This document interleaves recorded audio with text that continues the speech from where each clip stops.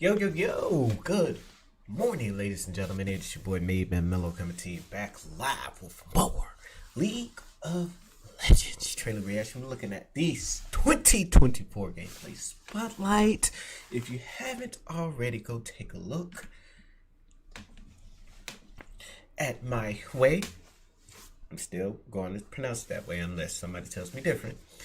Champion teaser, champion reveal. Go take a look. He looks great. If it's a he, okay. I don't want to mispronounce any pronounce, but yeah. So looking for the future of League of Legends. Shout out to T1 for winning worlds again. Yet again, Faker is that dude. Faker is the Lord Faker of T1. Okay, that's it. Ain't nobody else right there. It's like Faker, everybody else. It's done. It's set. It's proven. It's point. Case in fact. I don't care what you say. Anywho, let's go and take a look at the 2024 gameplay spotlight. Future of League of Legends. What little changes is going to happen. What new things are going to provide. What new stuff is going to be buffed, debuffed, reworked. Let's go and take a look.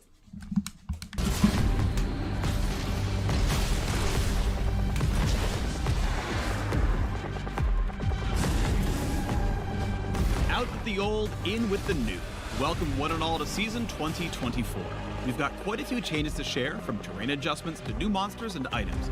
Ready to see what's coming? Let's get into it. Wait, where are we? Oh, it's top lane. These walls are different, and would you look at that? The brush is now in the middle of the river. Well, that'll make for a trickier gank path from jungle, so you top laners can focus more on your lane opponent instead of hungry junglers. We've got terrain changes across the entire map actually, like in mid lane. The brush is farther back from the lane now, and we've adjusted the walls to both red and blue side for better symmetry. Overall, these adjustments should make it a little safer to play a variety of champions in mid lane, especially those mages with zero dashes. Speaking of safety, we've also changed the walls opposite Baron and Dragon Pit for a bit more security while you're moving between lanes through the jungle. Finally, in bot lane, there's a new gank path on red side to make the map more symmetrical. We've also shifted the brush to the middle of the river so both teams can more reasonably fight for vision control. Look alive down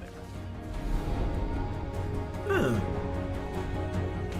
New jungle paths aren't the only thing to keep your eye on this season. A new Void monster has found its way to the Rift. During the early game, a camp of 3 Void grubs will now spawn inside the Baron Pit. When you attack a grub, smaller Void mites appear to join the fight. Killing one of the Void grubs grants a permanent buff to your entire team that deals damage over time when attacking turrets. Oh, that's gonna be a fight. For every grub you slay, the buff becomes so more is that powerful. taking After control the first 3 grubs are killed, 3 more will spawn a few minutes later. of the Rift Herald? If your team manages to kill all 6, then you unlock the maximum buff. When you attack a turret, you'll apply the damage over time and spawn some Void mites of your own to help take it down. Keep in mind that these grubs are an incremental camp, not all or nothing, so slaying even one can give your team a small boost and keep the enemy from collecting all 6. At 14 minutes, any remaining grubs disappear, and the beloved Rift Herald enters the game with a fresh new look. Maybe they're born with it, maybe it's the hideously vile influence of the Void from whence they came. If you slay the Herald, you can summon them as before to march down lane and whack turrets. Or, any member of your team can hop on board to play Summoner's Drift, steering the monster as they charge forward like a battle sled. Ramming Herald into a turret this way deals some extra damage, and you can run into enemy champions to damage and knock them out. On collision with terrain or a turret, the driver pops out nearby, and the ability to steer goes on cooldown. This cooldown resets if you hit a turret, but takes longer if you hit a wall. This is gonna be all aboard rich. the Shelly Demolition Train. Oh, this is gonna be Now let's talk about... What was that?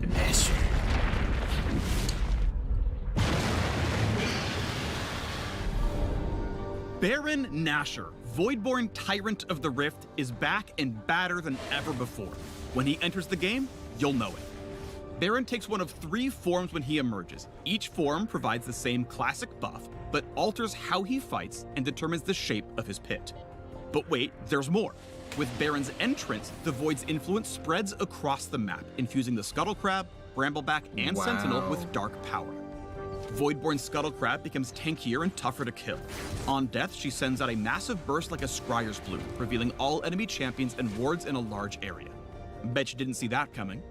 Likewise, the Voidborn red and blue buff require a little more muscle to take down, but in exchange, they grant the buff to every teammate who's alive at the time. So no more fighting over who gets blue buff, alright? Okay, I'm digging it. I don't know how it's going to play in the higher levels, let's but talk Infernal Rift. All versions of the Elemental Rift have been refreshed to accommodate the new base terrain. Like with those Mountain some Rift great using a battles few walls when you're that didn't fighting quite over fit buffs, anymore. though. But we've changed up Infernal Rift completely. We don't have gameplay footage quite ready at this time, so let me paint you a word picture. Instead of a burned out fire escape, Infernal Rift will scatter infernal cinders all across the map. Picking up these cinders gives a small burst of move speed and a stat buff. On death, half your collected cinders explode out for others to snag for themselves. I mean, you weren't using them anymore, right? As in years past, we've made some item adjustments for this new season. Like, a lot of adjustments. For one, mythic items are out. Gone. Poof. In their place, we're adding, removing, and updating a bunch of items across several champion classes. Mages, assassins, tanks, enchanters, fighters, and marksmen will all notice quite a few changes when they gear up this season. For example, the new Storm Surge for those AP assassins and burst mages who really want to shock the enemy. In addition, we've overhauled the support quest items. Supports now have a singular item they pick up at the start of the game with minimal stats. You earn gold with this item by executing minions of any type for a flat amount, or hitting enemy champions with abilities or attacks. At the middle tier, you unlock refilling wards as before.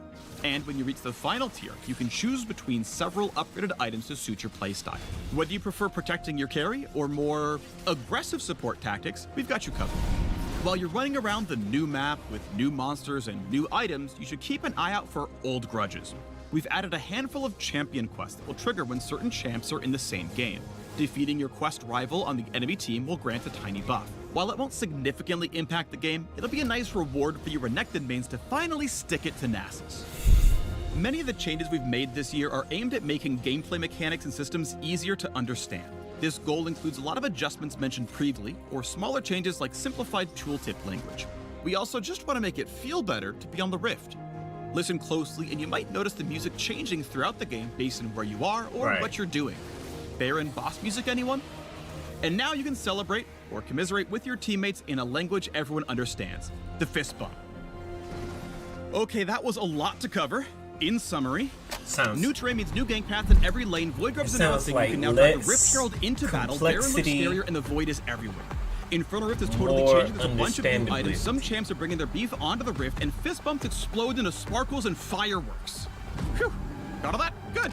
If you want all the nitty-gritty details, we unpack everything in the article linked below. So study up, friends, and we'll see you in January when Season 2024 kicks off. Going to be more understandable.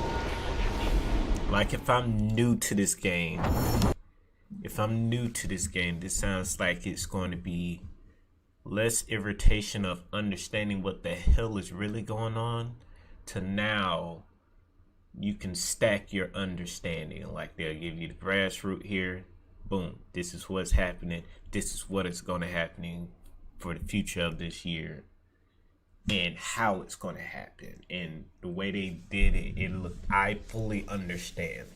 Like like this is probably one of the spotlights where I've other than the Herald thing, and that answered my question, they're just going to have all three rotating at certain points in time.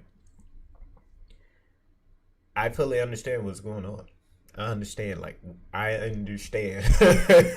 I'm not going into a game where I'm like completely lost. It's just going to be me mechanically getting back into getting used to playing League of Legends, but not, understanding what I can do and not do. Like if that makes sort of sense. So this seems like this season they really, took a step back and looked at what worked, what didn't work, how can they improve, how can they be much better and continue on, because like I said, this game's just gonna keep getting bigger and bigger. I'm sorry, I see no going back. So I appreciate you guys for tuning in. This your boy MadeMenMelo. Maybe I'll see you in a game or two this rest of this year, and I will see you in January in placements. You guys have a wonderful, wonderful day. Peace. Like, comment, and subscribe.